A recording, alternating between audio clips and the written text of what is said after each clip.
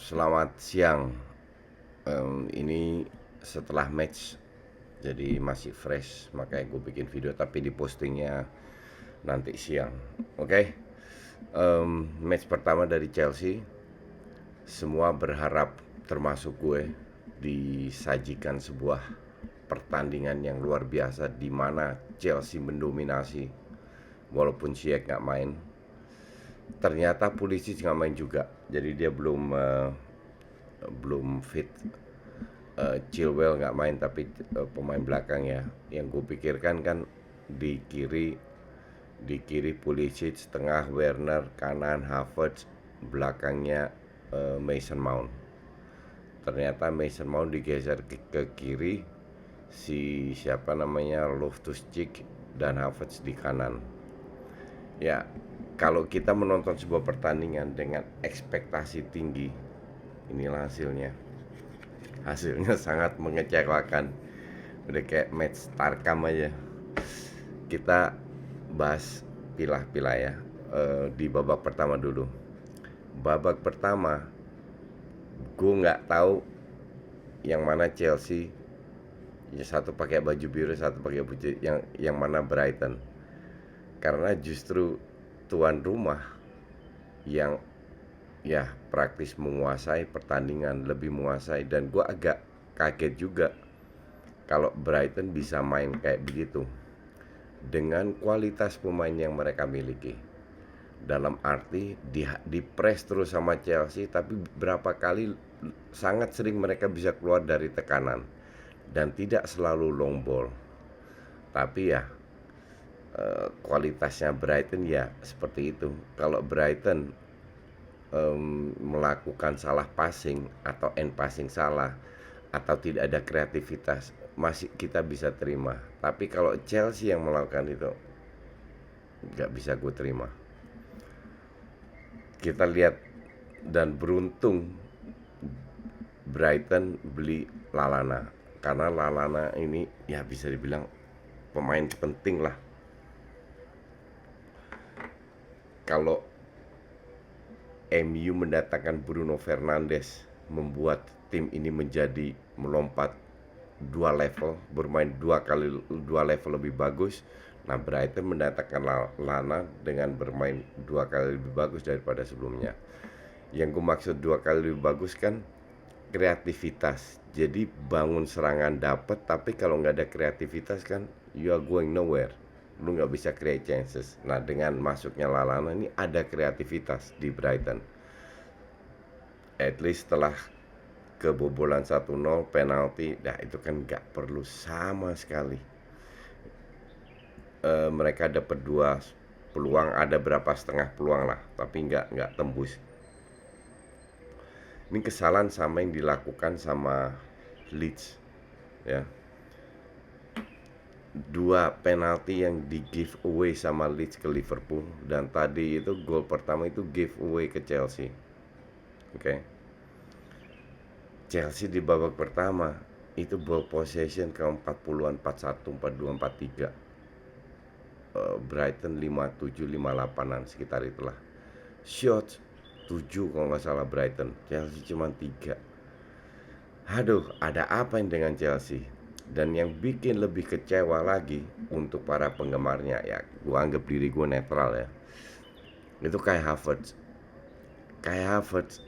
Aduh, ampunan dah. Dia memang baru seminggu latihan, tapi kalau dia ditaruh di sayap kanan, tenggelam, bener-bener nggak kelihatan sama sekali, asli tenggelam. Posisi Kai Havertz itu di belakang striker, tapi juga harus diakui dan sangat kelihatan bahwa dia itu agak kaget dengan temponya. Beda dengan Werner.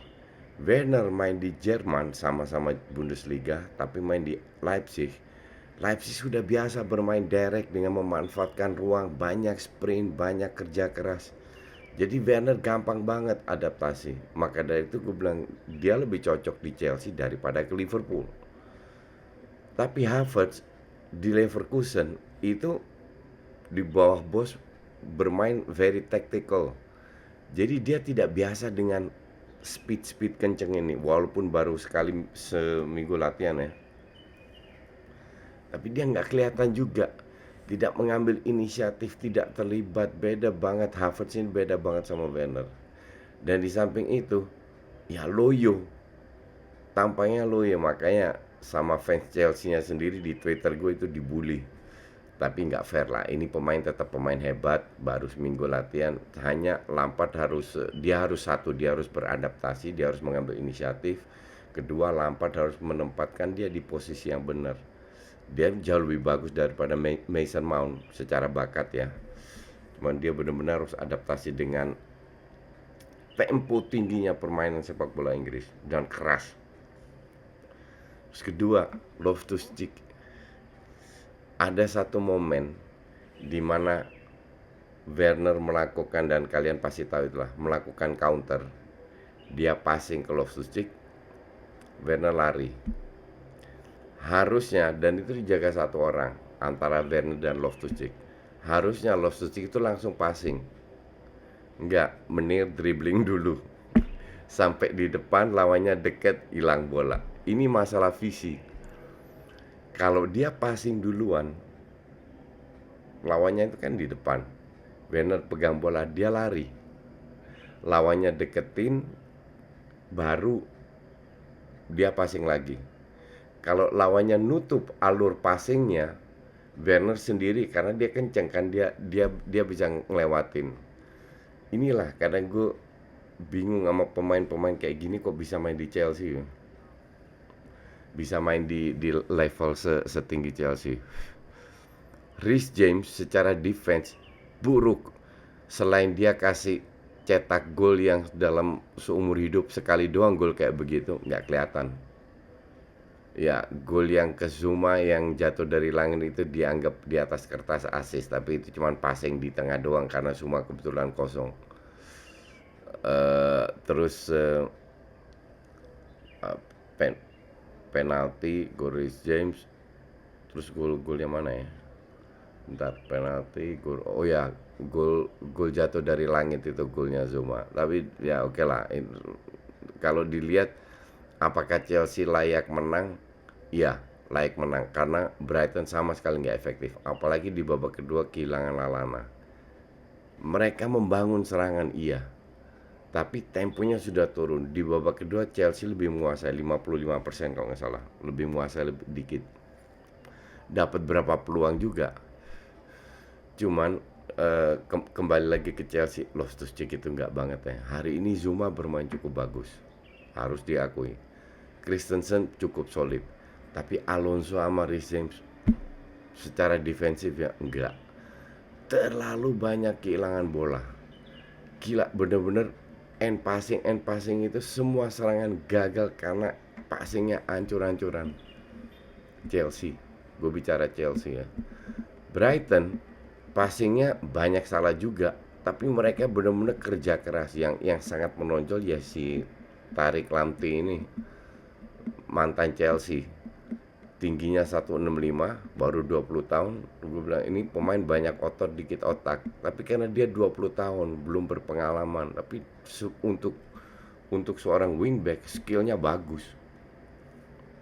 Kalau dia bisa berkembang lagi, dia bisa menjadi salah satu. Gue inget tahu siapa kalau lihat dia, Dani Alves yang defense serang bagus dan punya speed juga. Hanya dia harus berkembang. Nah, kalau dia pindah dari Brighton ke klub yang benar, mungkin dia bisa lebih bagus lagi. Kalau gue sarankan sih tahun ini nggak apa-apa lah. Tahun depan dia harus pindah ke klub karena ini pemain sangat berbakat. Cuman ya kalau di Brighton nggak akan berkembang. Satu. Chelsea ya, Kante, Jorginho bermain cukup bagus. Cuman kalau ada satu missing link, bermain direct itu butuh akurasi yang sangat tepat, baru lu bisa create big chance lah. Di babak pertama itu nggak ada big chance ya karena end passingnya buruk banget. Kante so-so, Jorginho lumayan. Di babak kedua satu tim Chelsea lebih bagus sedikit karena kalau gue bilang temponya Brighton di babak pertama terlalu tinggi sehingga di babak kedua sedikit ngedrop, sedikit aja. Dan tidak ada Lallana, mereka tetap berusaha keras ya dapat mungkin setengah peluang paling besar dan Luis Dunk. Itu juga nggak paham gue. Dia itu nggak usah puterin badannya kepalanya ke kiri, dia tinggal diem aja bola kena kepala langsung ke tiang jauh. Karena Kepa sudah out of possession, ini standar SSB. Kalau lu dapat bola ke tiang kedua, kipernya lari dari ujung tiang jauh ke tiang deket, dia udah out of possession. Nah, headingnya ya ke tiang jauh. Ini malah mau diincar tiang deket. Tapi ya gitulah, kalau pemain mediocre dapat setengah peluang harusnya bisa jadi gol. That's why kenapa mereka kalah hari ini. Karena setengah peluang yang diberikan ke Chelsea terjadi gol, diberikan ke Brighton nggak terjadi gol. Sebenarnya dari sisi permainan Frank Lampard lebih rapih, lebih jelas. Cuman jadi pelatih stres juga. Kalau lu lihat skema permainan direct football, kapan bangun serangan, kapan direct, itu bagus tapi tidak menjadikan peluang karena salah passing mulu. Ini menjadi PR. Tapi kalau feeling gue kalau Thiago balik, Ziyech, Pulisic ini penting. Chilwell, ya Chilwell lebih bagus sih kayaknya harusnya daripada Alonso, tapi nggak tahu juga. Kalau itu balik harusnya sih Chelsea kalau 4 pemain ini lebih padu harusnya bisa bisa top ya. Karena Pulisic kita tahu mainnya kayak gimana, Werner sudah membuktikan, Ziyech pun demikian. Nah, Havertz ini harus ditaruh di belakang striker, di belakang Werner. Terus siapa namanya Ziyech dari kanan, karena dia yang bisa memberi end passing kepada Havertz, kepada Werner. Itu yang malam ini nggak kelihatan sama sekali di Chelsea. Nah, kita lihat next matchnya kalau nggak salah lawan Liverpool ya. Iya, kalau nggak salah lawan Liverpool itu akan jadi seru. Oke, thanks for watching.